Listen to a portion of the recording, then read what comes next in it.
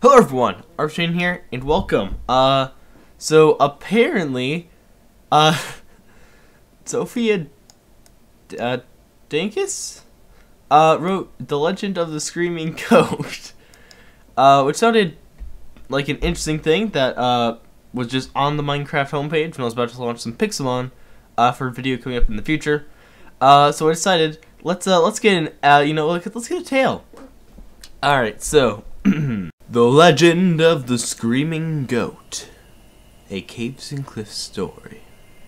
Lee came from a family of storytellers. They took any chance they could get, gathered around the dinner table, huddling around a roaring fire, or just passing the time during a long trip. All the stories had some truth to them, but after being passed down from generation to generation, it was only natural for some details to be lost and others embellished. But one story never changed. Several centuries ago, one of Lee's ancestors had been trekking across a mountain ridge, lost and hungry. Her ancestor was ready to give up as the sun started to set. All of a sudden, a sound rang out across the snowy peaks. The piercing scream was like a second wind for the ancestor. He used the energy to climb to the top. Even if it was the last thing they saw, they needed to find the source. It was a goat. The majestic beast lifted its head to the sky and let out another guttural scream. The ancestor was so entranced that they didn't notice the goat taking charge until it was too late. The goat rammed its mighty head into the ancestor, causing them to fly off the mountain. As the ancestor fell, they too let out a scream. The scream wasn't their own. It sounded like the goat's. The legend stated that the ancestor woke at sunrise in a flower biome with a full health bar and inventory filled with leather armor. He didn't know how much of that part was true, but for centuries the family had taught their children that screaming goats brought good fortune. This was the origin of the family business, who would go forth and craft the finest leather armor in the entirety of the overworld. Decades passed without a screaming goat sighting, which some people believed to be the reason the family's business had started to wane. Lee was finally old enough to set out on their own adventure, and they had one goal in mind: find a screaming goat and bring the business back on track.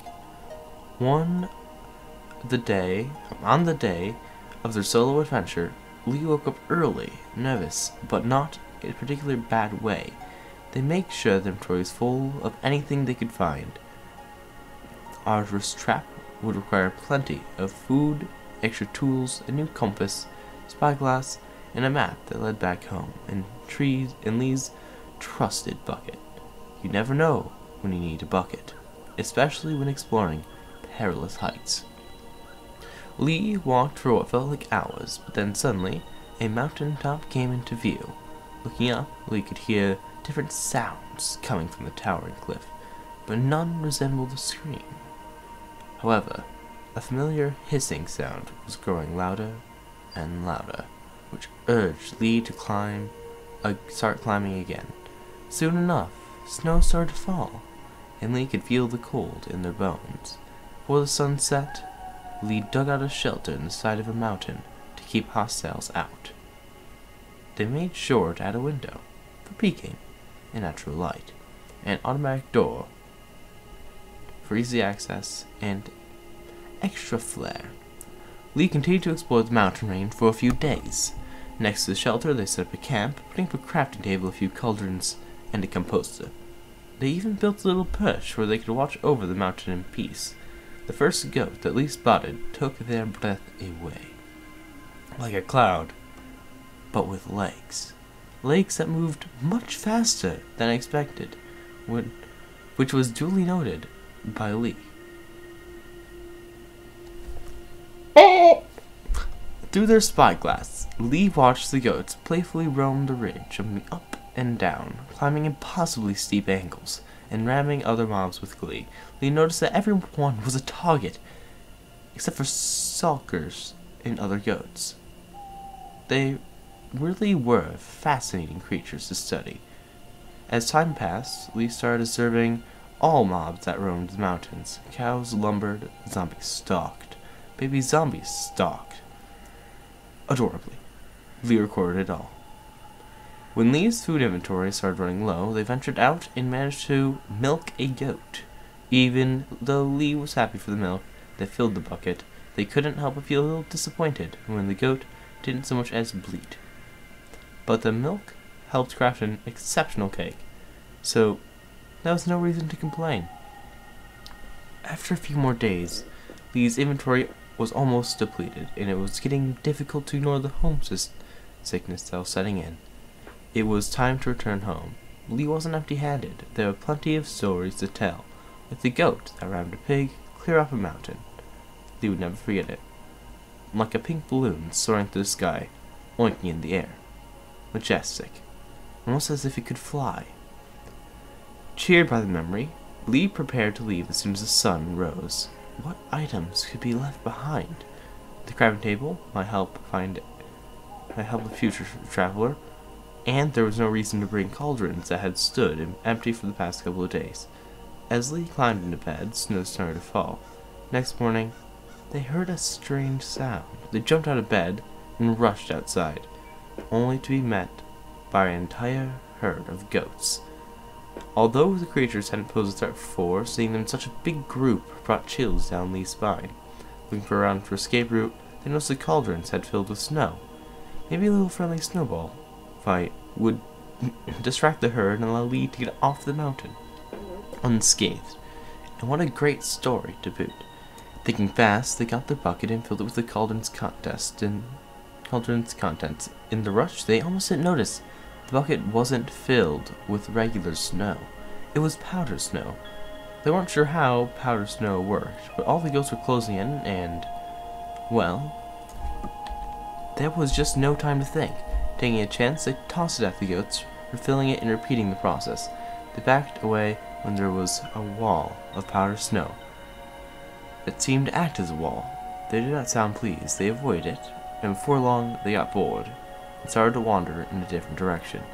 To breathe a sigh of relief, one goat turned and started running back.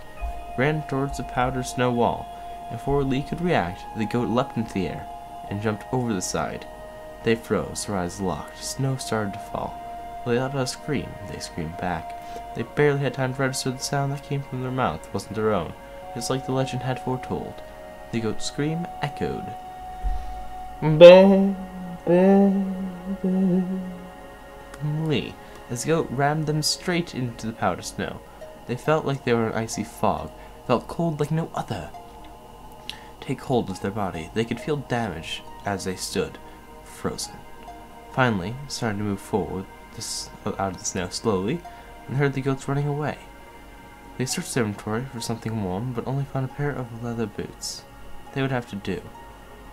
She put them on and took a step, bracing themselves to sink into the cold once again. But they did not sink.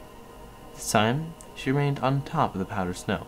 Now Joy screamed, this time her own voice. Lee did a little dance on top of the powder snow, hopped down, filled their bucket, and headed back home. The journey seemed to fly by, with Lee rehearsing the story of the screaming goat and the powdered snow over and over in their head. That evening, everybody gathered around the fire to welcome Lee back home. They told their tale, but realized the screaming goat was only part of a bigger picture. As Lee started to describe the journey, all the other goats and mobs that they had studied seemed to take center stage. They had loved watching them through the spyglass, taking notes on the different quirks and routines. In the following months, the family reinvented their leather armor business thanks to powdered snow. They found themselves drawn to a different direction and made time for more adventures, studying mobs in different biomes all over the overworld. Over time, Lee filled countless books with their observations, thoughts, and stories. Maybe one day they'd be able to share their findings with others, just like the legends in Lee's family. They weren't sure how much was accurate, but they knew this for sure. if a goat screams at you, all you can do is scream back. Alright, so that was a page, The Legend of the Screaming Goat, by Sofia I don't know that last name. By the way, when they mentioned, this is posted by Minecraft, so when they mentioned, people selling leather armor, I'm thinking that they were leathersmiths, potentially, and when they talked about, they left like a building. They left a building, over in the cliffs, so I'm gonna, so just the theory is that Minecraft's actually gonna bring that building into the game because of this story, and then in that building there's gonna be cauldrons and like I don't know, potentially a book and quill. Alright, anyway, that was a story which I just decided to read, because yes. RPG Penguin out.